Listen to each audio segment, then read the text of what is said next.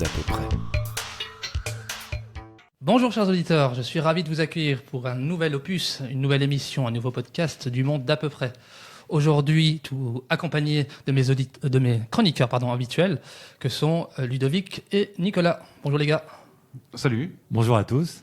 Et autour de la table, on a une invitée, Salsa Bertin, qui est docteur en littérature, qui a fait une certification en langue orientale, mais également en audiovisuel. Elle est plus connue pour son travail de journaliste. Ça fait 25 ans qu'elle est journaliste, puisqu'elle me l'a dit en off qu'elle a commencé quand elle avait 16 ans et demi. Et récemment, tu as écrit un bouquin, tu as écrit un livre sur l'autonomie à la française. C'est, pour le titre correct, c'est Vivre autonome, survivalisme à la française. Pour ceux qui ne te connaissent pas encore, malgré tes années de journalisme, est-ce que tu peux un peu nous expliquer ton parcours ? Alors oui, c'est normal que les gens ne connaissent pas, parce que le rôle du journaliste, c'est de se mettre en retrait et de porter sur devant de la scène des sujets, des hommes, des femmes, des causes.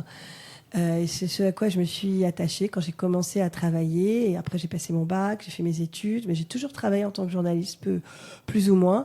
Et puis après, évidemment, quand j'ai terminé mes études, plus encore. Voilà, donc mon parcours, c'était ça, c'était de toujours faire plusieurs choses à la fois. On dit que les femmes sont plutôt multitâches, mais c'est vrai, je confirme. Peut-être qu'il y a des hommes qui sont aussi comme ça, mais enfin, en tout cas, moi, j'ai toujours fait plusieurs choses en même temps. J'avais une vocation profonde qui était celle de journaliste, parce qu'enfant, j'enregistrais sur des petites cassettes des émissions.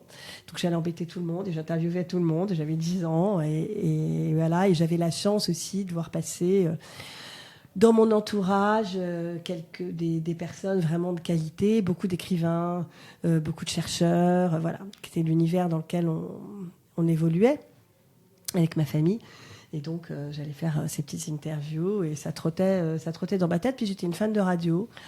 Et donc, très vite, à 16 ans et demi, j'ai eu la chance de pouvoir commencer la radio et de pouvoir parler de sujets que j'aimais, qui étaient déjà la littérature et la philosophie à l'époque. Bon. Et voilà. Et après, j'ai travaillé dans plein de domaines parce qu'il fallait vivre aussi.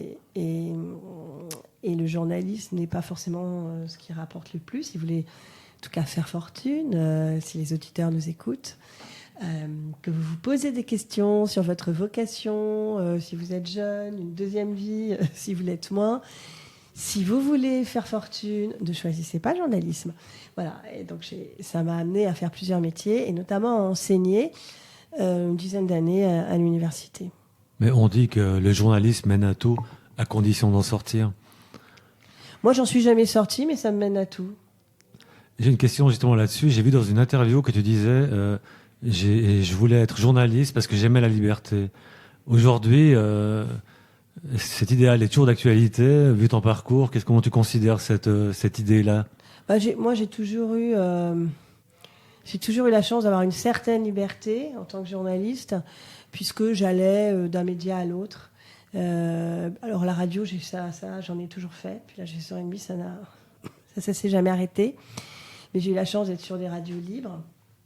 Et sur ma radio, on m'a jamais demandé un sujet à l'avance, hein, pas une seule fois en plus de 25 ans. Donc ça, c'est quand même une chance inouïe. Et après, je suis allée dans des médias où on m'a très peu refusé des sujets et où j'ai jamais vraiment été censurée. Donc, que ce soit des médias très généralistes, des médias littéraires, des médias de gastronomie, évidemment, parce que je fais beaucoup de gastro. Ou même des médias confessionnels. Au tout début de ma carrière, je faisais des choses dans des médias confessionnels. Non, j'ai pas été tellement censurée. Après, il n'y avait pas tellement de raisons, parce que en général, j'essaie de vérifier les sources quand j'écris, quand je parle du point de vue journalistique et que je donne vraiment une information. C'est pas la même chose qu'une conversation un peu comme là où on discute un petit peu entre nous. Mais quand on fait un article, etc., on a ces sources qu'on peut pas toujours révéler, mais où on a quand même des sources qui sont avérées. Donc on pouvait toujours me refuser des sujets, mais dans l'ensemble, j'ai réussi à sauvegarder la liberté. Après, si j'avais voulu rentrer dans les médias de grand chemin, comme on dit, si on veut sauvegarder la langue française, ici on est en Belgique et on a ça en commun, donc gardons notre langue française, j'aurais peut-être dû faire des compromis Mais bon, de toute façon, comme je ne suis pas du genre à faire des compromis, je ne suis pas allée dans les médias de grand chemin, c'est-à-dire les médias d'État, essentiellement, en fait. Mais d'un point de vue général, tu poses quel regard sur le journalisme aujourd'hui, en 2023 ? Je ne recommanderais pas à la plupart de... Moi, en enseignant, j'ai beaucoup de jeunes qui m'ont dit qu'ils faisaient des études. J'étais directrice d'études aussi, et ils faisaient des études d'histoire de l'art, de lettres, de philosophie, d'histoire. Et il y en a plusieurs qui se posaient des questions. Moi, j'ai enseigné au Bac plus 3, déjà en 3e année. Mais je faisais des directions d'études en première année. Et ça, j'ai fait ça quelque temps.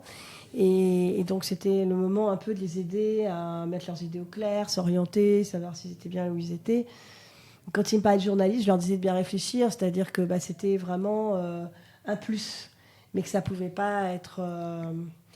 à 20 ans ou 18, 19 ans, choisir ça comme unique débouché et que je leur conseillais de faire leur master à minima, et que dire qu'ils feraient juste 3 ans d'école de journalisme, ça allait être très très compliqué d'en vivre. Et justement, au bout de 25 ans de métier, tu as dû en couvrir des sujets. Pour nos auditeurs, est-ce que tu peux nous expliquer les sujets qui t'ont le plus marqué, voilà, un peu dans ta carrière de journaliste Oui, vas-y. Pardon, termine, mais j'avais une question complémentaire. Peut-être en introduction, mais la question que je me posais, c'est d'abord quel sujet t'attire ? Est-ce que tu as une ligne ? Est-ce que tu te rends compte que tu as défini une ligne Non, en fait, quand la vie évolue, et puis on fait pas toujours ce qu'on veut, et on n'a pas toujours ce qu'on voudrait. Et au lieu de pleurer sur ce genre de choses, il faut en faire une force. Et parfois, il y a des choses dans lesquelles on se projette, qu'on voudrait absolument, puis on n'arrive pas à les avoir. En fait, c'est une chance que vous donne la vie pour rebondir sur une autre. Et ça, c'est l'expérience qui, sur le moment, il y a un peu un effet de frustration, on n'est pas content, etc. Mais voilà, c'est comme quand on est amoureux, puis on voudrait vraiment que ça se fasse avec telle personne, finalement, ça ne se fait pas. Et quelques années après, on se retourne sur la chose en disant « Oh mon Dieu, mais heureusement !» parce qu'on a trouvé vraiment ce qu'il nous fallait, mieux ailleurs, etc. Donc dans le travail, c'est pareil. Donc oui, dans l'idéal, moi j'aimais l'armée. Et donc j'ai eu la chance, assez jeune, d'être... alors j'avais déjà fait d'autres choses avant, mais pour moi les choses se réalisaient un peu quand j'étais habilitée défense et que j'ai pu suivre l'armée. Un peu, et que voilà, j'ai appris plein de choses avec eux. J'ai vécu dans un milieu que j'aimais beaucoup, avec des hommes qui étaient vraiment très chouettes. Voilà, et ça bougeait, j'aimais bien quand ça bougeait, et quand j'allais en reportage avec eux, je faisais tout avec eux. Voilà, donc ça j'ai aimé, et puis après la vie fait que vous tombez sur des gens qui vous empêchent, qui vous coupent les ailes, etc. Je me suis retrouvée en rubrique culture, voilà, où on estimait que c'était plus ma place de femme, voilà. Et puis surtout, ce qui m'a le plus marqué, quand vous disiez les sujets qui m'ont marqué, c'est que j'avais une spécialité plutôt géopolitique, qui était le couloir entre l'Iran et la Géorgie, et notamment avec l'Arménie, et ce qui m'avait permis de couvrir la fin du conflit de l'Artsakh, du Haut-Karabakh, dont on parle aujourd'hui. Et après, je suis allée plusieurs fois là-bas, et notamment en Arménie, où j'ai essayé d'aider l'Arménie comme je pouvais dans son développement, son ouverture, son développement touristique. Voilà, donc ça m'a effectivement beaucoup marqué, ouais. Est-ce que justement, pour les auditeurs qui ne connaisseraient pas ce conflit, tu peux rapidement expliquer ce qui s'est passé là-bas ? C'est une enclave, en fait. En fait, l'Arménie, donc, c'est vraiment un des tout premiers pays chrétiens. Donc, c'est vraiment un berceau, un creuset.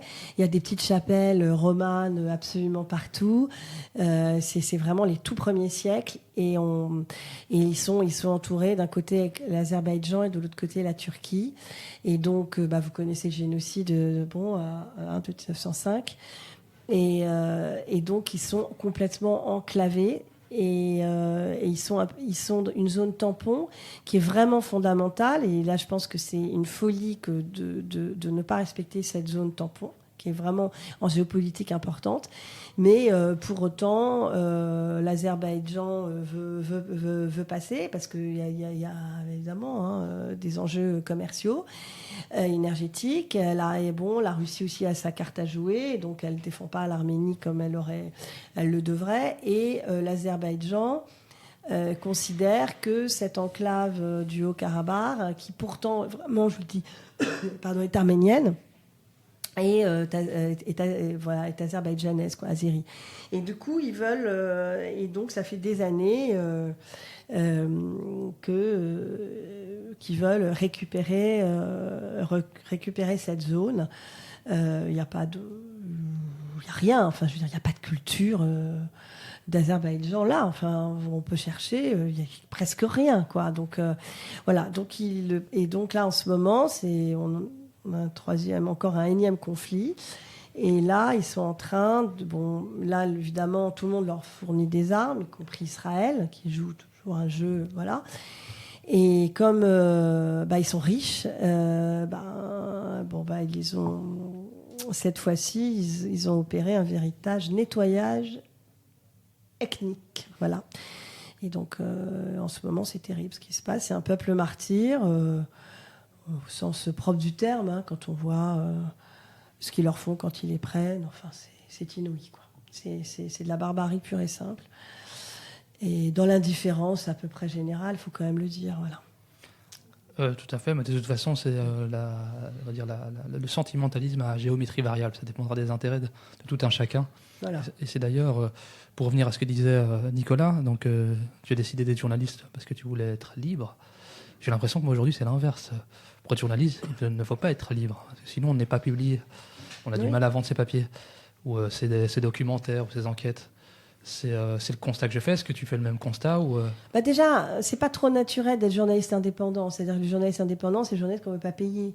Moi, ce qui m'a frappé, c'est de rencontrer des confrères qui faisaient des choses que moi j'ai pas vraiment faites, hein. J'ai couvert ce conflit, mais après moi j'ai pas été journaliste de guerre. Comme eux, ils font ça, ils sont hyper courageux, ils font ça toute la journée et tout, et ils sont freelance, quoi.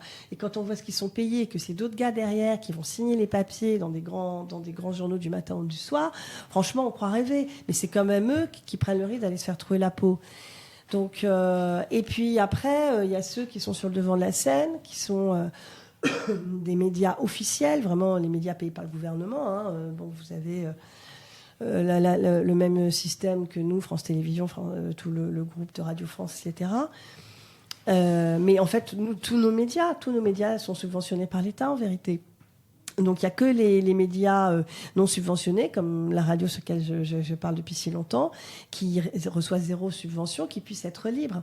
Mais dans les autres médias, vous ne pouvez pas. Et c'est pour ça, quand vous voyez dans ces grands médias-là des gens qui couvrent les conflits, il y en a encore un qui s'est fait tuer il n'y a pas très longtemps. Ils sont courageux, mais moi je sais comment fonctionne, puisque je vis quand même dans ce milieu, j'ai quand même pas mal de copains journalistes. Je sais très bien comment ça fonctionne, et puis d'amis militaires aussi. En fait, ils sont tous dans le même hôtel, et ils attendent que ça passe, et on vient leur donner les informations. Donc, et puis, ils sont pilotés par l'armée qui est du bon côté du pouvoir, ouais, ce que je veux dire. Donc, et donc, ils vont les suivre. Et donc, comment est-ce que vous recoupez l'info ? Comment vous savez si le charnier que vous avez vu, c'est vraiment ça ? C'est compliqué. Donc, nous parler de liberté...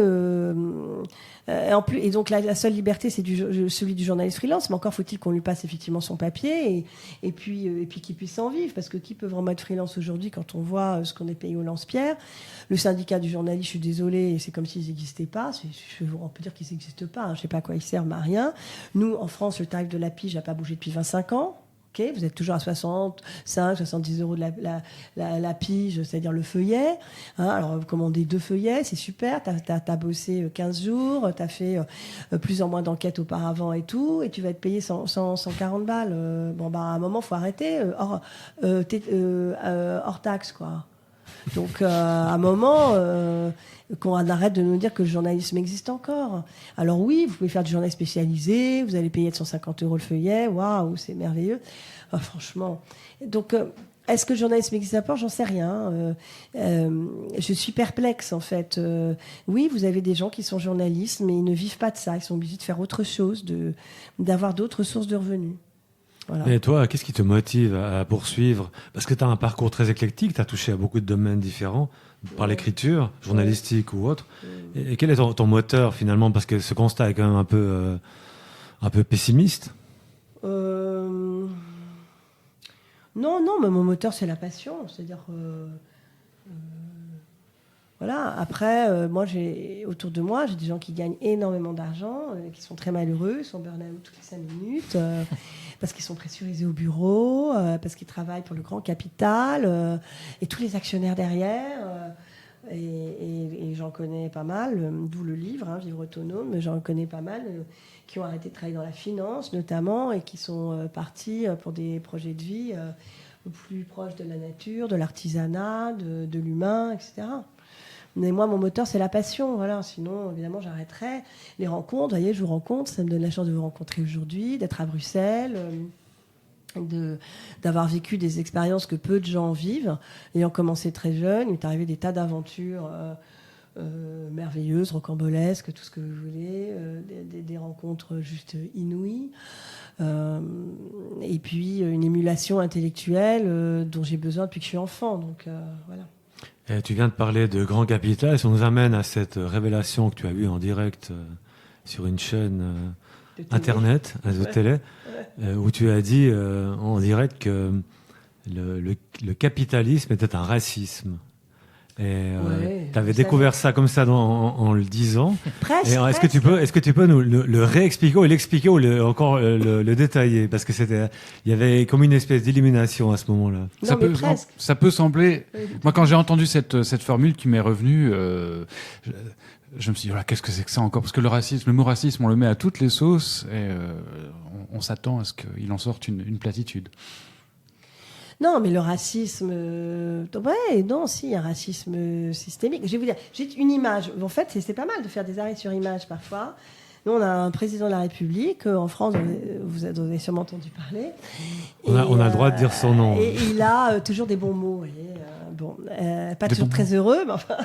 Ou alors c'est le Voldemort de la politique. Non, mais en fait, tout le monde n'est pas capable de faire de l'humour, mais tout le monde n'est pas capable aussi de se rendre compte qu'il n'en est pas capable, vous voyez, d'être conscient qu'il... Ça peut être lourd, ça. De temps en temps, ça lui arrive de dire dans une gare, il y a des gens qui sont quelque chose. C'est-à-dire, par exemple, moi, c'est ça qui vous sous-entendez, moi, le président. Et puis des gens qui ne sont rien, c'est-à-dire vous tous là, voilà, en face. Bon. Mais puis alors, d'autres fois, il y a d'autres formules comme ça, lapidaires.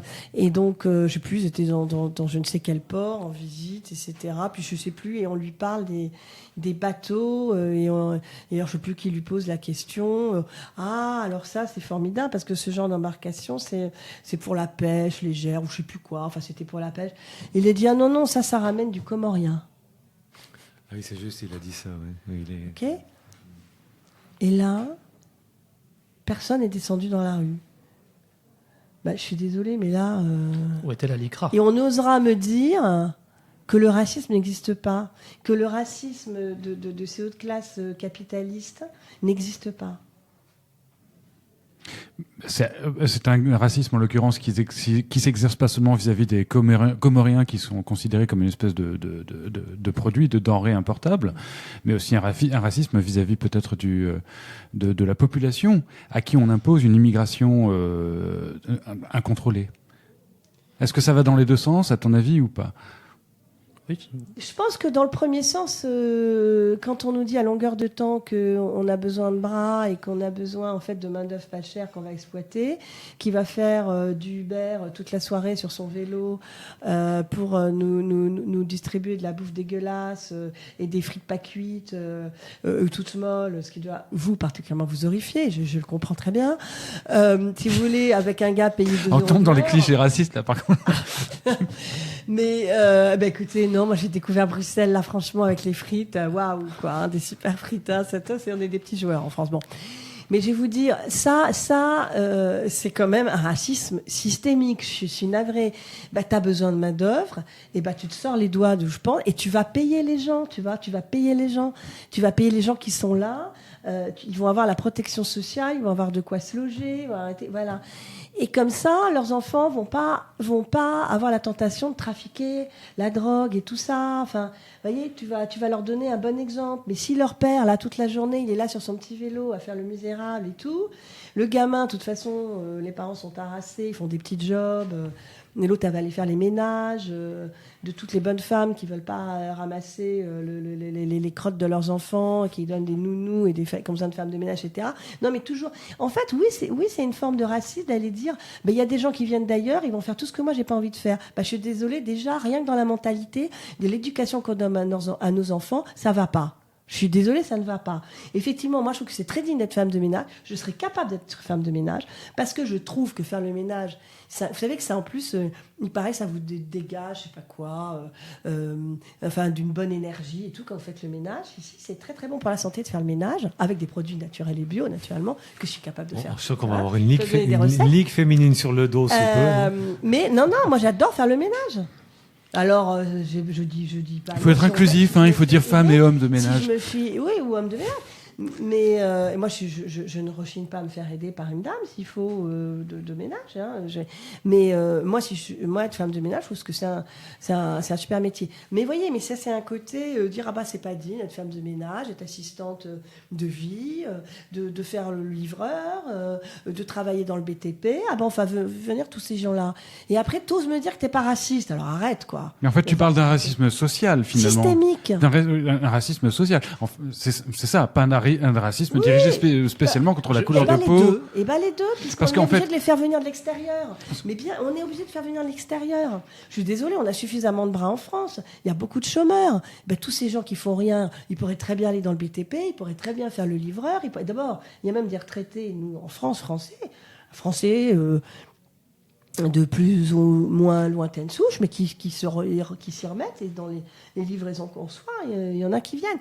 Et petit à petit, les gens s'y mettent. Mais je veux dire, déjà, il y a cette forme. Non, le capitalisme, il y a quand même un fond raciste. Et puis d'aller, moi, dans certains pays africains, soi-disant, on leur donne des garanties, on leur donne de l'argent pour les richesses qu'on prend. Mais je veux dire, ils ne savent même pas quelle est l'ampleur des richesses qu'on prend dans leur sol. Ils n'ont pas les moyens. Ils n'ont pas les moyens. Alors bien sûr que ça arrange quelques potentats, parce qu'ils sont extrêmement corrompus là-bas. Donc évidemment qu'ils sont responsables de leur sort aussi. Ils sont responsables dans le sens où ils votent pour des gens qui sont mauvais, ou qui ne sont pas capables de les destituer, ou qui veulent. Voilà. Bien sûr qu'on est tous responsables plus ou moins de son sort. Mais même ceux qui ont le pouvoir et qui voudraient voir, ils n'ont pas tellement les moyens de voir. Donc moi, je suis désolée, mais oui, il y a quand même quelque chose qui est dans le capitalisme, l'exploitation de l'homme par l'homme. Alors oui, c'est pas que l'étranger, mais c'est toujours l'autre. Voilà, c'est l'étranger parce qu'il a une couleur de peau différente, parce qu'il a une religion différente, parce qu'il est d'une culture différente, mais c'est l'étranger parce qu'il n'est pas de ma caste sociale, parce que c'est une femme, parce que ceci, parce que cela. C'est ça le racisme en fait. C'est toujours ça va contre l'homme et contre l'autre en fait. Et dans le capitalisme est entièrement basé là-dessus, sur l'exploitation. C'est la composante matérialiste du capitalisme et du mondialisme qui considère finalement, sauf une caste qui se considère quasiment comme des dieux, qui considère le reste de l'humanité comme des produits. In fine, oui. On parle de ressources humaines. On parle de ressources humaines.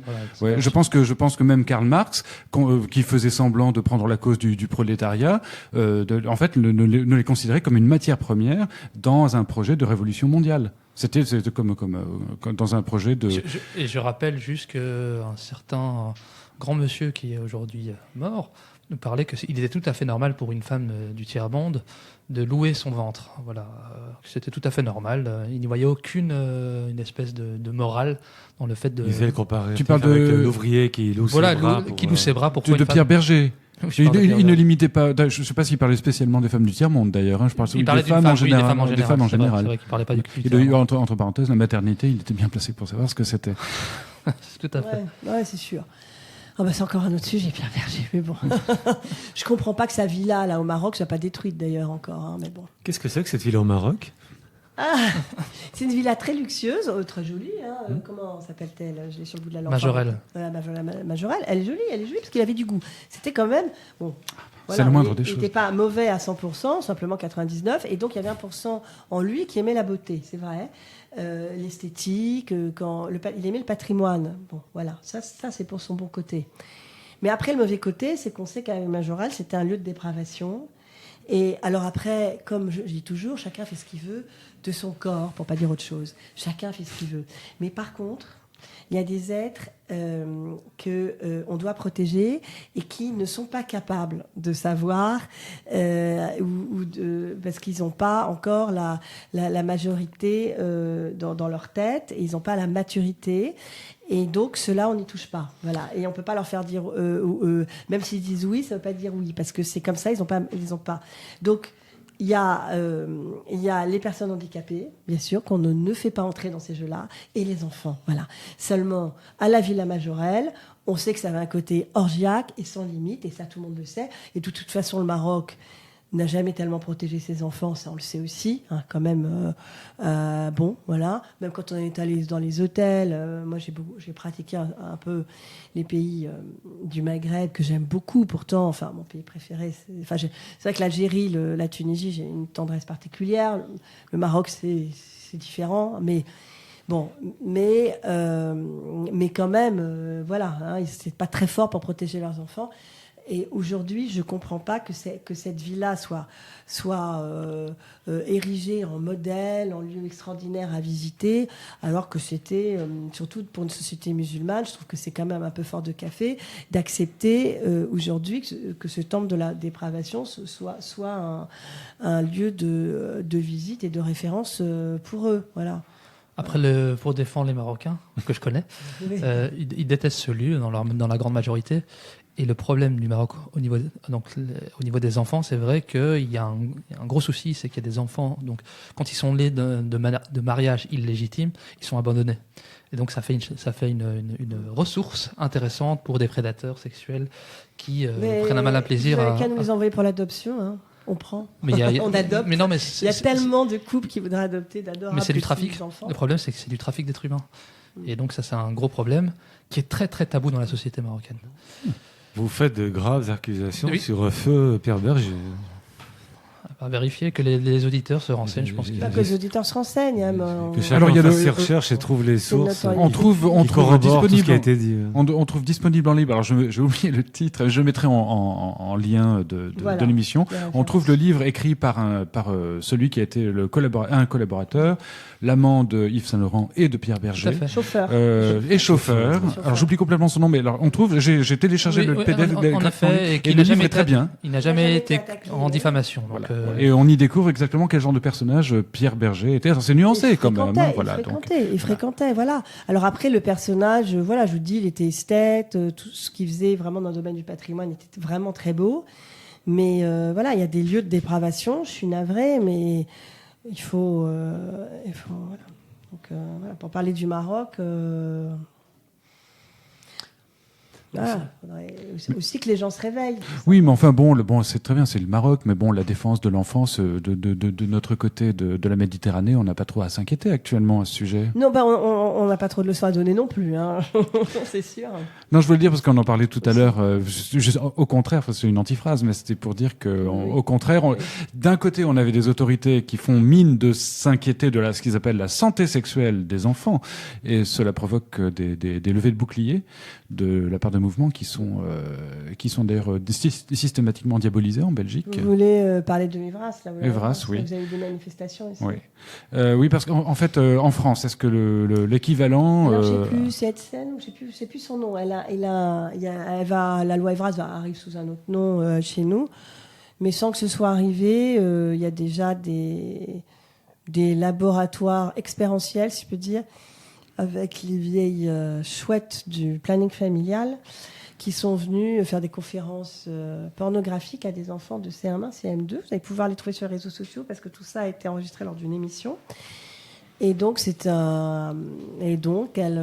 enfants, elle leur raconte un contenu pornographique, quoi. Voilà, CM1, CM2. Il faut savoir qu'en Allemagne, ça aussi, c'est des grands sujets journalistiques, mais je suis pas sûre que malheureusement nos confrères le traitent tellement aujourd'hui de manière sérieuse, parce que là, la vague en Occident est quand même très très importante. C'est une véritable attaque contre l'enfance. Et moi, je vois pas de journalistes vraiment dans les médias de grand chemin officiels s'en emparer vraiment.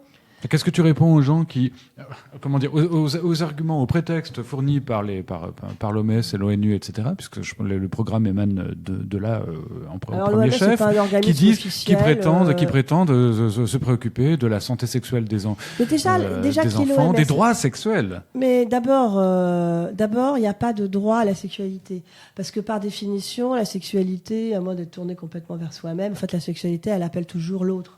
C'est un appel de l'autre, c'est un partage. Voilà, on est content de se rencontrer, on partage un peu quelque chose, on est voilà. Et puis petit à petit, t'as un sentiment, t'as quelque chose qui grandit, une attirance et tout, et ça peut déboucher sur un peu un rapprochement des corps ou pas. Parce que bon, on peut être content de se rencontrer, mais on n'est pas des bonobos non plus. Hein, donc ça va. Donc la plupart d'entre nous, non. Donc voilà. Donc on n'a pas de droit sexuel parce que tout simplement on n'a pas de droit sur l'autre. Voilà. Donc c'est l'autre, il n'a pas envie, puis au final, merci, au revoir, quoi. Donc on n'a pas de droit sexuel, ça n'existe pas parce que l'autre n'est pas mon esclave, elle n'est pas ma chose. L'autre, voilà, c'est comme ça. Donc déjà, ce terme, il est impropre. Voilà, déjà. Ensuite, en ce qui concerne les enfants. Il faut savoir qu'en Allemagne, par exemple, ils ont commencé, je crois, dans une ou deux provinces, je crois deux. Enfin bon, parce que ça évolue tellement vite qu'entre le moment où je vous parle, le moment où ça passe, le moment où j'ai vu l'info, tout peut bouger. Mais enfin bon, ils avaient commencé les deux provinces où ils ont fait de l'éducation sexuelle pour les enfants. Petits comme ça, de ces âges de primaire. Mais il y en a 8 qui sont retrouvés à l'hôpital parce qu'ils n'ont pas supporté. Parce que leur petit cerveau n'est pas fait pour intégrer ça. Je veux dire, déjà, en tant qu'adulte, vous avez, envie que toute la journée, on vous parle de touche pipi, caca, pipi, zizi, pampan. Enfin, je veux dire, c'est bon, ça va. On a peut-être d'autres choses à penser un peu plus intéressantes, quoi. Et donc les enfants, vous leur mettez des trucs qui sont pas capables de capter, de comprendre, parce que leur petit cerveau n'est pas développé. Vous savez à quel âge? Alors déjà, et leur corps non plus. Alors, vous savez à quel âge, à peu près, le cerveau... le corps déjà est fin prêt, est adulte complètement. Vous le savez ou pas ici? Non, je dirais bon. Ça va déjà dépendre, à mon avis, s'il est une fille ou un garçon. Oui, mais enfin à peu près. Je dirais qu'on devient un adulte à partir à l'école primaire, je me souviens. 15 ans, c'est grand. Disons 16 ans pour les filles, 18 ans pour les garçons, quelque chose 21. comme ça. 21, on est fini. Et le cerveau, c'est 23, 24 ans. Ok. Donc, si vous voulez, par exemple, donc la différence d'âge, elle est importante tant que quelqu'un n'a pas 22, 23 ans. Si vous attaquez à quelqu'un qui a moins et que vous avez 20 ans ou 25 ans de plus, c'est un peu déloyal. La personne, elle n'est pas finie. Son cerveau n'est pas fini. C'est incroyable de voir l'évolution du cerveau. Donc, les enfants, ils ne sont pas, autant vous dire que ni leur corps, ni leur cerveau n'est prêt. Donc, avant la puberté, c'est... en bon français, no way, quoi. Ok? C'est no way. Donc, ça n'existe pas. Donc, par contre, ils vous posent des questions sur la reproduction. Ah, comment je suis née? Les enfants, ils vous ont tous posé la question, le bébé, le machin. Alors, on essaie de se creuser la cervelle, comment je vais dire ça? Et là, il y a des petits c'est pas pour rien. Qui sont très bien expliqués, ou si vous n'êtes pas inspiré, vous pouvez vous en inspirer. Mais c'est des bouquins, par exemple, l'association d'une dame qui s'appelle Inès de Franlieu, qui forme des gens à l'éducation entre guillemets sexuelle, qui en fait, moi j'appellerais ça plutôt l'éducation à la sensibilité, à l'affectivité, au rapport à l'autre, etc., et au respect du corps, plutôt qu'à la sexualité, qui n'est pas le lieu de l'enfance. Voilà. Mais vraiment, ça grille des fusibles, c'est-à-dire les enfants ne le supportent pas. Oui, hein. Tout à fait. Donc, qu'est-ce que ça s'appelle? Quand les deux vieilles chouettes là, sont allées agresser des enfants, la nana du planning familial, une Clémence et une autre je sais pas quoi, là, les deux, là, mais abominable avec l'institutrice, qui a rencontré des abominations, mais moi j'en avais la nausée pour dire, alors que je suis quand même adulte, quoi, je suis pas une perdrix de l'année. Donc franchement, et donc ça s'appelle un viol. Ça s'appelle un viol des consciences. Ça s'appelle du détournement de mineurs, même. Et ça. du détournement de mineurs, oui. Et d'ailleurs, pour compléter ce que tu dis, il y a un site, je ne sais pas s'il existe encore, mais qui s'appelait Your Brain on Porn. C'est toutes des études qui sont ressorties sur les consommateurs de porno, surtout quand ils sont jeunes. Ouais. Et c'est une catastrophe. C'est une catastrophe pour le développement mental, c'est une catastrophe pour la motivation, c'est une catastrophe. C'est une réelle addiction en fait, ouais. Et ça crée des hommes qui ne sont plus capables. Ou des femmes aussi. Ou des femmes qui sont. Il y a beaucoup de femmes aussi, de plus en plus de femmes qui ont cette addiction, parce que une addiction parfois même pire que la drogue. Non, ouais, donc c'est Elle coupe des autres complètement. c'est réellement une catastrophe pour le commun des mortels. Donc j'invite les auditeurs. Ça va un petit peu dans le sens ça rejoint cette vision de l'humanité que tu évoquais tout à l'heure à Ouais. propos du racisme, c'est-à-dire que d'un côté, il y en a une élite qui considère l'humanité comme simplement une force de travail, un combustible qu'elle doit contrôler en la contrôlant par les pulsions, par les addictions aussi, au sucre, au sexe, et puis aux jeux vidéo, etc. C'est dit clairement par des gens comme Yuval Noah Harari, par je exemple. préfère l'addiction au sucre, entre toutes, franchement. C'est aussi un poison, franchement. Non, on la souhaite à personne, honnêtement. Wow. C'est pas parce qu'on est un peu addict au chocolat ou un peu au Non, mais tu pâtisserie regardes, regarde des photos d'enfants obèses aux États-Unis qui bouffent dans les fast-foods et qui boivent du Coca-Cola. Oui, tous les sucres des Tu vois quel genre de personne ça va faire. D'ailleurs, Alors, petit aparté sur le sucre, quand même élément essentiel de la journée. Ouais. Salsa est allée dans une célèbre biscuiterie belge. Ah, mais... Et vraiment, le biscuit est impeccable en Belgique. Et elle a eu la prétention de nous dire qu'elle faisait beaucoup mieux chez elle en fabriquant des biscuits. Donc, on espère quand elle reviendra qu'on aura 6 biscuits à elle et qu'on pourra comparer. Anecdote terminée, vous pouvez reprendre. Alors, comme il y a quelque chose que je voulais dire et que je vais faire une habile transition, comme vous allez voir, comme je suis agile dans ma tête. Enfin, bon, bref. Oui, parce que je suis surtout journaliste gastronomique aujourd'hui, vous voyez, et que tous ces sujets graves, en vérité, j'ai la chance de moins les aborder parce qu'ils sont vraiment glauques et que, effectivement, on parlait de la sexualisation de la société pour en faire la fabrique du crétin, l'abruti, là, qui pense qu'au-dessous de sa ceinture. Et pendant ce temps, il ne pose pas aux choses importantes, et comme ça, il ne voit pas qu'il se fait sur toute petite bip, sur toute la ligne. Et donc là, ça, c'est le mot qu'on peut dire. C'est un autre qui commence par V. On peut ajouter bien profond. Et donc, pendant ce temps, il voit rien, quoi. Et donc, vous avez une association que je voulais recommander qui s'appelle SOS Porno, qui est très très bien. Vous voyez, ça c'est des choses, vous pouvez vous intéresser à la fois pour répondre aux enfants et puis demander dans vos écoles les formateurs de l'association Inès de Franlieu pour l'éducation à la sensibilité. Et puis vous pouvez aller sur SOS Porno qui est formidable. Moi j'ai vu une jeune influenceuse qui est formidable, qui est hyper geek et tout, et elle a eu un courage incroyable cette fille. Elle a expliqué d'un seul coup, alors qu'elle donne que des conseils de geek, comment se sortir du porno. Et en fait, elle disait, moi quand j'étais ado, j'ai été un peu addict à ça. Donc, ne reste pas au lit trop longtemps le matin. Le soir, tu te couches vraiment quand t'es... tu regardes pas des images dans ton lit, tu te mets pas... Toi. Enfin, et elle disait, et quand on a ces idées-là qui viennent, il faut aller faire du sport, il faut être actif. Et donc, elle donnait plein de petits conseils géniaux qui disaient, voilà, ne te mets pas dans cette situation. Quand tu as ces idées-là qui viennent, tu y vas à fond. Et aujourd'hui, c'est là mon habile transition, n'est-ce pas ? C'est que moi, je suis en train de travailler notamment sur mes pâtisseries. Alors, on parle du sucre, mais bon, c'est vrai que je travaille beaucoup avec les pâtissiers, les chocolatiers, et puis les chefs. Et aujourd'hui, je reçois, pendant que je travaille, des communiqués de presse sur des tas d'objets sexuels, quoi. Non, mais c'est la folie, quoi. Là, depuis 2-3 ans, ça explose. J'en reçois plusieurs par semaine. Avant, ça pouvait arriver 1 fois, 2 fois dans l'année, mais il y a quelques années, jamais. Je ne recevais jamais ce genre de choses. Là, ça explose. Et c'est des gens que je connais, quoi. Des nanas que je connais m'envoient ça. Puis parfois, au début, je ne comprenais pas. Je me dis, c'est quoi cet objet connecté qui a l'air vachement high-tech, vachement bien. Et puis je regarde, je dis, bon, ouais, je pourrais peut-être tester et tout. Puis d'un seul coup, je me rends compte que c'est pas du tout un objet high-tech et tout. C'est des objets sexuels, etc. Et je lui dis, mais moi, je suis en train de travailler là sur le dernier gâteau du chef de la durée à la Rose d'Ispahan, là, qui va sortir pour Noël. Et toi, tu m'envoies un truc qui me fait gerber, là, qui me fait penser à des sécrétions, des machins dégueulasses. Au secours, quoi. Enfin, arrête ça tout de suite. Donc voilà, c'est pour vous dire qu'aujourd'hui, c'est quand même une agression permanente, et même auprès des adultes. Et on rejoint Marx aussi, qui disait, c'est ça aussi, c'est pour c'est l'opium du peuple aussi, la sexualité. Et Aldous Huxley qui disait, quand il ne restera plus de liberté, je simplifie parce que quand il ne restera plus de liberté, il ne restera que les libertés sexuelles. Voilà. Ouais, parce qu'on est contrôlé par nos pulsions. Et qui ne sont pas des libertés. Ce qui annonce la chute de Babylone. Parce que la vraie liberté, c'est la maîtrise de soi. Exactement, oui. La maîtrise de ses pulsions et pas le vouloir combler ses désirs à tire-larigot. Donc, c'est-à-dire oui, c'est pas de dire oui, c'est de dire non. C'est de dire non. C'est de dire non. Et puis on est fier de soi parce que franchement, Est-ce que ça donne, de se livrer à toutes ces pulsions, est-ce que ça donne satisfaction? Est-ce qu'on est plus heureux? La réponse est non. Personne ne pourra jamais me dire je satisfais toutes mes pulsions, je suis heureux. Ah ben non, ils sont tristes.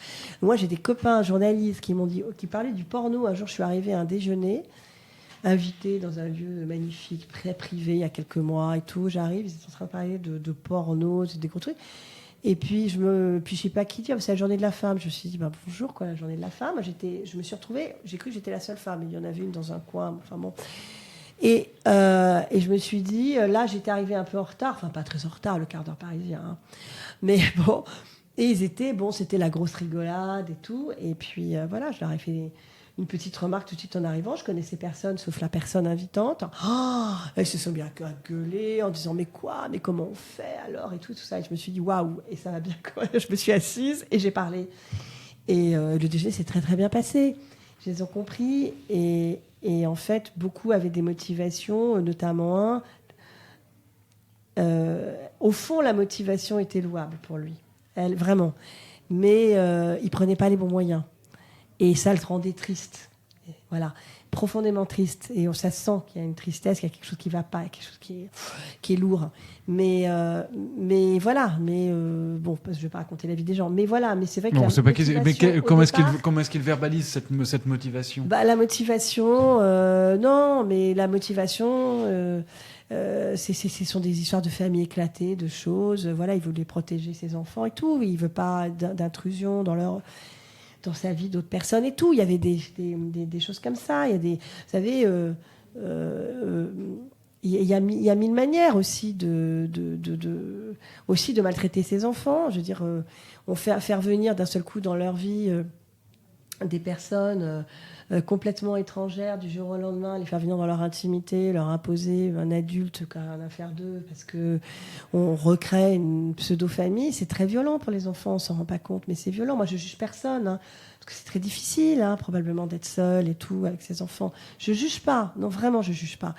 Mais je dis, voilà, y a des gens qui sont plus ou moins conscients et de ça. Donc, les choses sont complexes, ce que je veux dire, sont complexes. Mais ce dont doivent prendre conscience nos concitoyens aujourd'hui, c'est que on est en train de permettre et de créer artificiellement toutes sortes d'addictions. C'est pour ça que le trafic de drogue est très peu combattu. Il est vraiment peu combattu. Quand on veut, on peut. Hein. Et que l'alcoolisme augmente aussi ça se dans la porte bien population. aussi, voyez. Donc là, maintenant, on va s'attaquer directement aux enfants pour les détraquer dès le plus jeune âge. Et pour faire une fabrique de gogo, de crétins et de gens qui ne seront plus tout à fait adultes. Et donc, vivre autonome, c'était aussi redevenir autonome, c'est être adulte. Vous voyez, hop, ma pirouette. C'est ce que j'allais dire. Je me suis fait doubler. J'allais dire, en fait, sortir de toutes ces addictions et toutes ces pulsions, c'est aussi acquérir une certaine autonomie. Ouais. Et ça nous amène justement à ton dernier ouvrage qui s'appelle Vivre autonome. Ouais. Et tu parles de survivalisme à la française. Et c'est quoi le survivalisme à la française? Ça fait un peu... c'est étrange comme appellation. Ah bah oui, mais ça c'est mon petit cocorico. C'est notre inimitable French Touch. Voilà. On peut pas être des survivalistes. Les survivalistes, c'est des Américains. Il n'y a pas que des Américains survivalistes. Le survivaliste est né aux États-Unis au moment de la guerre froide. Et donc, il y avait des petits fascicules qu'on distribuait dans tous les foyers pour résister aux méchants soviétiques qui allaient probablement leur envoyer une petite bombe atomique. Et c'était aussi pour maintenir ce climat de la guerre froide. Voilà. Et donc, on entretenait un climat de peur tout en donnant des conseils utiles. Hein. Et donc, le survivalisme est né comme ça. Et puis après, les gens sont devenus paranoïaques. Et donc, ils sont allés construire des bunkers. Et aujourd'hui, il y a toujours des mouvements survivalistes qui vont faire des bushcraft dans les bois, toutes ces sortes de choses. Et se construire des bunkers en plein désert quand ils ont beaucoup d'argent, en attendant la grande catastrophe. Excuse-moi, tu as dit des quoi dans les bois? Des bushcraft. Qu'est-ce que c'est? C'est grand truc des survivalistes. On va faire des stages de survie dans la forêt.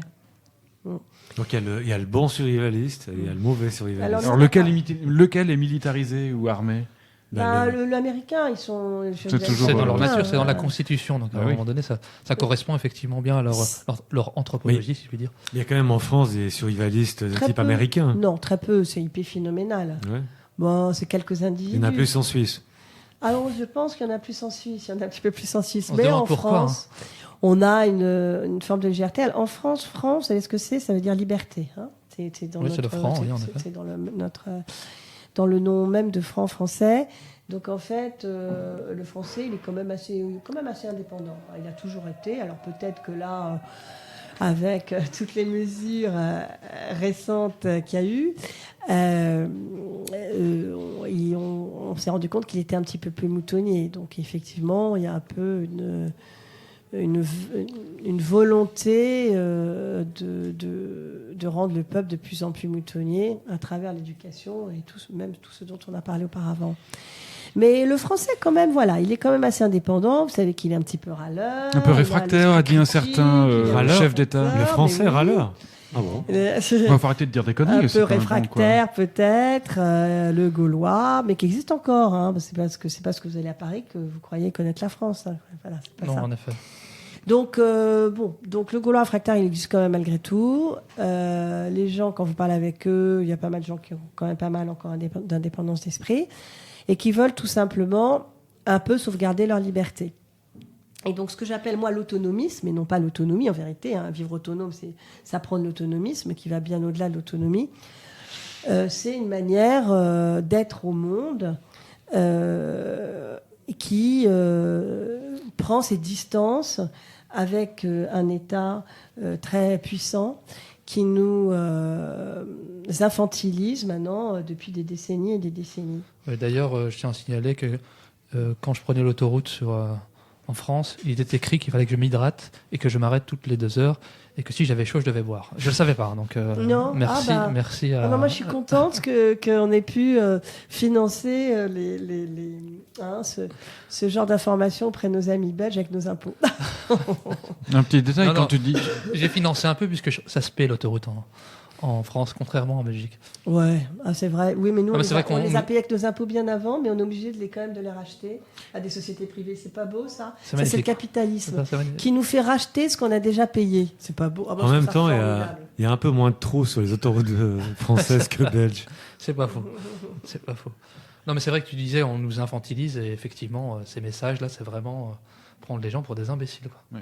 Non, ma question, c'était justement, comme tu dis que l'État, le pouvoir nous infantilise, je m'attendais à ce que tu dises depuis 2020, mais quel serait un exemple typique d'infantilisation plus ancien plus ancien que 2020 Parce que c'est vrai. On dépend de l'État dans le sens où, au lieu de gagner de l'argent, par exemple, d'en faire ce qu'on veut, ou épargner pour la retraite, ou choisir de se soigner à tel endroit ou à tel autre, ou de prendre telle assurance, mais l'État ponctionne et puis après va vous donner du chômage éternel, va soigner gratuitement tout le monde, ce qui est très bien. Moi, je suis pour la sécurité sociale, c'est un joli modèle. Mais il pousse tout ça à l'extrême, mais un peu sous condition. Et la condition, c'est de nous tondre la laine sur le dos, à tel point qu'à la fin de votre vie, finalement, l'État aura pris 90% de ce que vous aviez. Oui, d'ailleurs, on en est peut-être plus conscient quand on a une expérience d'indépendant où on voit effectivement à quel point le mot de liberté, peu importe, alors que c'est la même chose en Belgique, n'est qu'un mot vide de sens en fait, puisque la liberté et l'indépendance, l'autonomie ne sont absolument pas promus par le pouvoir. Du tout. C'est plutôt le contraire. Pas du tout promu. Donc au moindre pépin, à la moindre ce qu'on appelle nous dans l'autonomisme la rupture de normalité qu'on partageait avec les survivalistes, on est mort parce que moi mon livre il s'adresse aux 80% de citadins que nous sommes dans les pays européens. Mais est-ce que justement tu parles de 80% de citadins que nous sommes. Et tu penses vraiment que ce message va atteindre les 80% de citadins ? Moi j'ai l'impression que tant qu'il y a de la bouffe dans les supermarchés, tant qu'il y a le bus qui est là, je veux dire, tant qu'il n'y a pas eu une catastrophe, les gens n'ont pas envie de se bouger. Et on le voit même aujourd'hui. Ils réfléchissent quand même de plus en plus. Voilà. Donc ils mettent en place des petites solutions d'autonomie. Par exemple, ils ont pris conscience que l'eau n'était pas une ressource sûre en ville ou même dans des simples villages, parce qu'on a encore eu des pannes, des empoisonnements. Tout récemment encore, il y en a tout le temps en ce moment. plus d'eau. Donc, et ça, c'était encore dans des petites villes. Imaginez que ça atteigne Paris ou des grandes villes. Voilà, ou simplement une panne d'électricité. Alors là, si vous avez une panne d'électricité générale, quelques jours, il n'y a plus d'eau. Et puis, bon, il n'y aura plus de carte bancaire, il n'y aura plus tout ça. Donc, imaginez le bazar. Donc, si vous n'êtes pas un peu autonome, déjà dans votre tête, et que vous n'avez pas prévu les solutions d'autonomie que vous êtes capable d'assumer, et donc c'est ça tout l'enjeu du livre, ben là, vous êtes mort. Parce que c'est bien de vouloir être un peu autonome. Donc, moi, j'ai des tas de gens, ils disent, alors, je vais acheter tel objet, puis je vais mettre tel truc en place et tout. Mais en fait, tant que tout va bien, oui, c'est rigolo. Mais le jour où il y a une vraie rupture de normalité, ça risque de pas tenir 5 minutes, quoi. Et donc, c'est déjà dans la tête qu'il faut être autonome. Et donc, il faut réfléchir et savoir quel autonomiste on peut être. Et normalement, ce livre, il est fait pour ça. C'est-à-dire nourrir une réflexion pour prendre conscience que être autonome, c'est d'abord dans sa tête. Et qu'est-ce qu'il faut faire pour être autonome dans sa tête et prendre conscience de tout ce qui se passe aujourd'hui. Et puis voir quel autonome on est soi et pas le voisin. Parce qu'on ne va pas mettre forcément en place les mêmes choses que tous les gens qui sont survivalistes, et notamment en Suisse, qui sont formidables, mais je veux dire qu'ils sont pas du tout à la place du commun des mortels, en tout cas que je suis humblement, et que la plupart des gens sont. Je suis désolée, mais c'est comme ça. Et tu parles de survivalistes suisses en particulier, tu parles pas des Suisses exemple, en général. Non, je parle par exemple du survivaliste qu'on peut trouver en Suisse, parce D'accord. qu'on trouve moins ça en France. Hein. Tu parles bien pour les auditeurs du fait qu'ils aient des bunkers, qu'ils aient des armes, qu'ils aient ce genre de choses. Non, qu'ils aient même des BAD, ce qu'on appelle des bases autonomes durables, etc. La base autonome durable, je suis désolée, c'est pas à la portée des... On est, je dis, 80% d'urbains qui a une maison, maintenant c'est de moins en moins de gens. De moins en moins de gens sont capables d'assumer ce genre de choses, ou des grosses maisons, des grosses propriétés. Tout ce que je veux dire, c'est ça. Et à la fin du livre, normalement, on a la réponse à alors quel autonome je peux être, et après je donne les solutions sur qu'est-ce qu'on peut mettre en place facilement. C'est-à-dire que si moi j'ai à peu près tout testé, hein, ou vérifié, mais la plupart c'est testé. C'est donc si moi je peux le faire, tout le monde peut le faire ou presque. Voilà. Et je pense qu'un élément important, dans ce que tu viens de dire là, c'est la pratique aussi. Je crois que les gens aussi préparent des fois des choses, mais sans les expérimenter.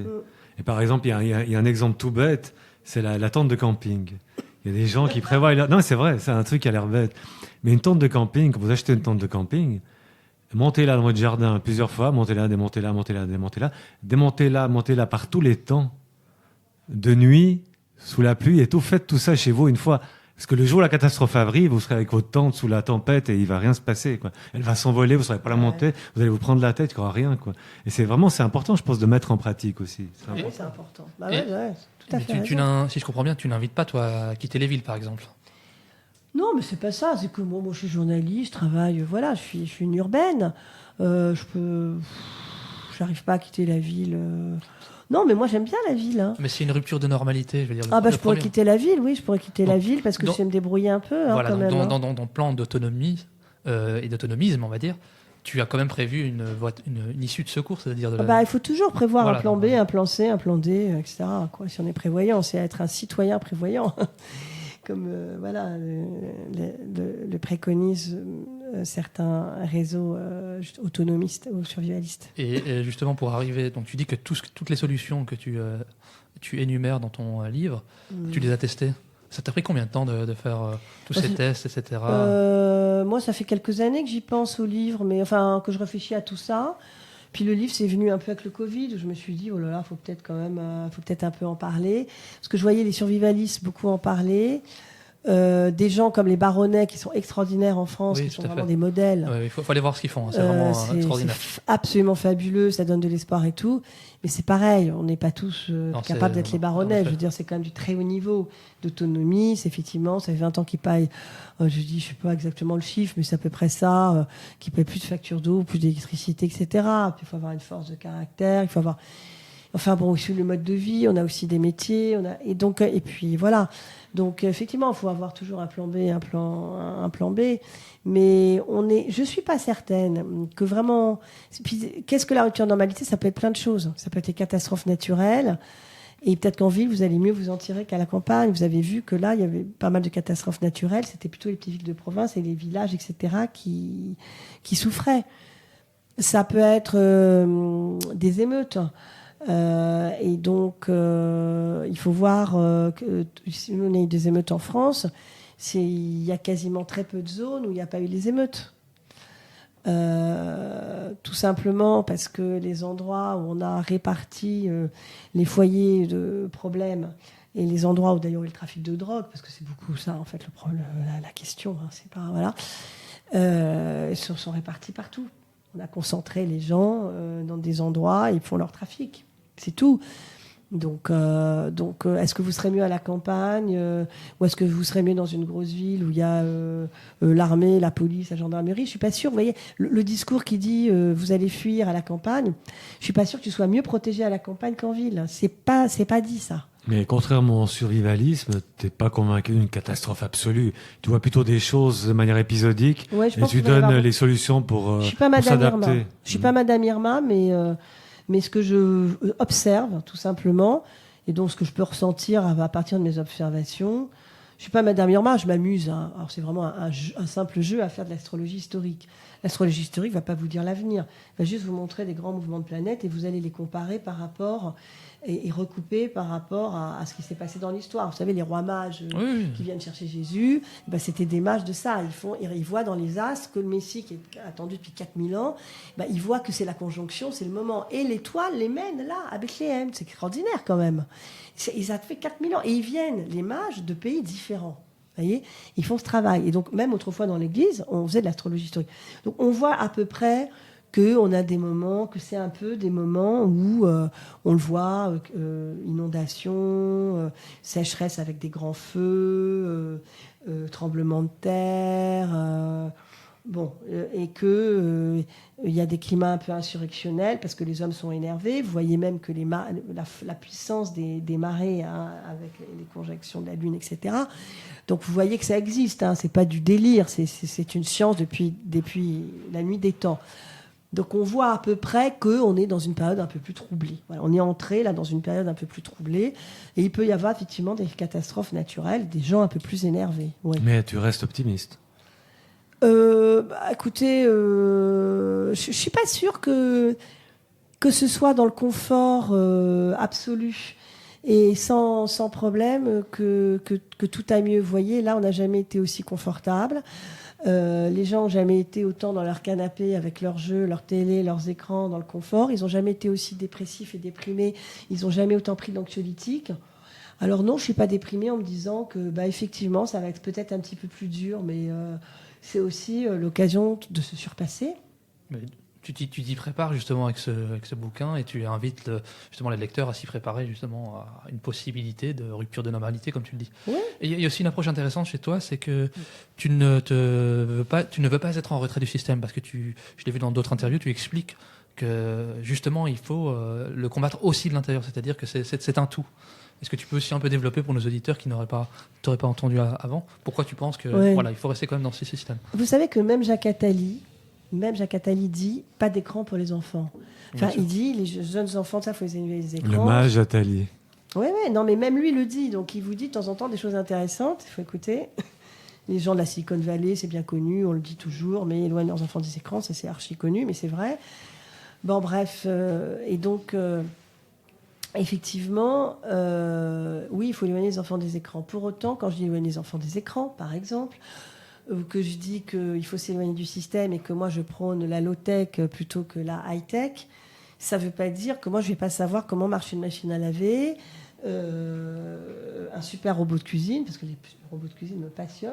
J'en ai testé, mais alors des dizaines, je suis incollable sur les robots de cuisine. On parlera du Thermomix. Si vous voulez, on fait une réunion Thermomix, une réunion, on fera un podcast spécial Thermomix. Kenwood, enfin tout, tu peux y passer. Le groupe Seb, merveilleux, c'est un groupe français. Je rappelle qu'on n'est pas sponsorisé. Non, on n'est pas sponsorisé. Moi, si, non, je rigole. Moi, pas non plus. Je gagne aucun argent des marques. Aucun. Donc voilà. Mais ce que je veux dire, moi, je suis passionnée par les robots de cuisine. Donc voilà. Mais ça ne veut pas dire que je ne suis pas pour la low-tech et tout faire à la main m'amuse, etc. Que je teste tout des tas de bidules sans électricité. Je suis capable de continuer la même chose le jour où tous mes bidules ne marchent plus. Mais je vais prendre d'autres bidules de la low-tech. Mais ça veut dire que moi, je suis très performante avec les robots, vous voyez, en même temps. Et c'est ça qu'il faut faire. C'est-à-dire qu'en informatique, dans tous les domaines, par exemple, la magistrature, il y a quand même un gros scandale dans la magistrature française. on ne comprend pas pourquoi les criminels les pires sont favorisés. Voilà. Systématiquement, ils sont favorisés, ils ressortent, ils font ce qu'ils veulent, c'est la fête. Il y en a un, il est super dangereux, il est ressorti là, il y a quelques semaines. Il avait déjà tué des femmes, il est ressorti, juste une petite permission. Ah bah la permission, il en a tué 3, hein, il s'est fait plaisir. Voilà, la permission, bonjour. Donc c'était le permis de tuer, la permission de sortie, hein, excusez-moi. Non, mais ça s'appelle comme ça en vérité. On a un petit problème, Bon, donc, plutôt que de pleurnicher, je dis, les jeunes, allez-y, hein. Devenez juge, hein. Faites du droit, devenez juge, etc. Passez le concours à la magistrature, restez dans le système. Mais et soyez geek. Parce que vous pleurez sur le système qui veut, par exemple, tout informatiser. On nous dit à la fois qu'il faut être écologique. Oh, les mails, même les courriels et tout ça, oh là là, ça dépense, etc. Là là, la taxe le carbone, etc. que tu utilises. Mais en même temps, toujours en même temps, ça c'est la grande formule de notre président, en même temps, c'est très français. On nous oblige à passer par l'informatique pour tout. Pour tout. C'est-à-dire que la moindre déclaration, la moindre chose, et bientôt on voudrait nous mettre une puce. Enfin, c'est quand même dingue. Il faudrait mettre sa carte bleue, il faut tout intégrer sur Internet. Enfin, donc, on est dans un système complètement schizophrène. Donc déjà, on ne peut pas se permettre de quitter ce système-là, donc il faut savoir comment ça fonctionne. Et puis si un jour, je sais que j'en ai pas rencontré malheureusement, mais des gens qui travaillent dans l'ombre à l'effondrement de ce système-là du point de vue informatique, qui sont des petits génies, des hackers. Oui, oui. Et je sais qu'il y en a qui travaillent là-dessus. Parce qu'ils se disent, est-ce que c'est viable ? De toute façon, ça peut s'effondrer de soi-même. Hein, il y a une petite tempête solaire, là, il n'y a pas très très longtemps. On peut en avoir une plus importante. Alors là, ça va être la panne mondiale. Hein. Il y a plus de... Donc c'est très possible, il n'y aura plus rien. Donc tout leur petit système, en fait, il est quand même bâti sur un château de cartes. Donc, mais il faut le connaître, il ne faut pas sortir du système. Parce qu'à partir du moment où vous en sortez, parce que vous n'êtes pas d'accord, vous laissez les rênes à ceux que vous considérez comme des salopards. Et ils vont décider pour vous, vous inquiétez pas, puis ils vont vous rattraper. Hein. Vous pouvez aller construire toutes les badges que vous voulez, ils vont vous rattraper. Hein. Ils vont vous les enlever, vos badges, parce que là, l'étape en ce moment, alors en plus de grandes vagues pédocriminelles officielles, etc., donc en Californie, ils sont à la pointe, hein, vous avez vu, c'est un truc de malade. En même temps, là, ils font des attaques sur la propriété privée. Donc nous, en France, ils nous mettent des petites lois qui vont bien, rénovation énergétique. Mais c'est pas la rénovation énergétique avec le petit artisan du coin. Hein. Évidemment, c'est que les gros qui vont pouvoir bénéficier des normes qu'ils vont mettre en place, etc. Donc c'est toujours pareil. En fait, c'est toujours pareil. Donc je vous dis sortir du système. Donc demain, vous n'allez pas pouvoir louer vos logements. Ensuite, après-demain, vous n'allez pas pouvoir les vendre. Et donc, l'étape suivante. Hein ? Donc, là, maintenant, c'est tu es propriétaire de ta maison, mais en fait, tu ne seras plus propriétaire du terrain. Donc, en fait, tu vas louer ta maison à l'État, ta propre maison à l'État. Voilà. Donc, de toute façon, je vous dis, fuir ne sert à rien. Eh bien, c'est une très bonne conclusion. Fuir ne sert à rien. Bon. Je rappelle que tu as écrit Vivre autonome, le survivalisme à la française, où tu donnes bien des conseils que tu as expérimentés. Donc, c'est approuvé et testé par Salza Bertin. Où est-ce qu'on peut suivre ton travail ? Comment on suit Salza Bertin ? Bon, on peut écouter mon émission sur Radio Courtoisie. D'accord. Le samedi, en semaine B. Alors, je ne sais pas ce que c'est que les semaines B. C'est un truc de fonctionnaire. Ça va être la deuxième du mois, non ? Oui, ça doit être plus ou moins à peu près ça. Là, c'était le 30 septembre, l'émission. Sur le Puy du Fou avec Nicolas de Villiers. Voilà, entre autres. Il y a un autre personnage du Puy du Fou que personne ne connaît et que moi j'ai voulu mettre en avant, en valeur. Donc ça, vous pouvez l'écouter en direct ou sur le podcast. Et ça, vous pouvez me suivre facilement là-dessus. Après, voilà, j'ai des aventures gastronomiques. Bon, j'ai beaucoup d'aventures, mais le livre, Vivre autonome, le survivalisme à la française, c'est aux éditions Jean-Cyril Godefroy. Et voilà. Et en fait, moi, je veux juste quand même dire que les expériences, c'est vraiment des petites choses à mettre en place sur des choses dont vous pourrez quand même pas vous passer l'eau. C'est le combat.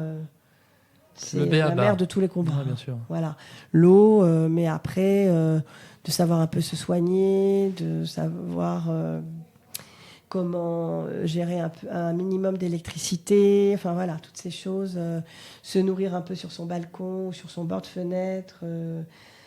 Voilà, je ne conseille pas l'élevage des insectes, je vous le dis tout de suite, mais voilà.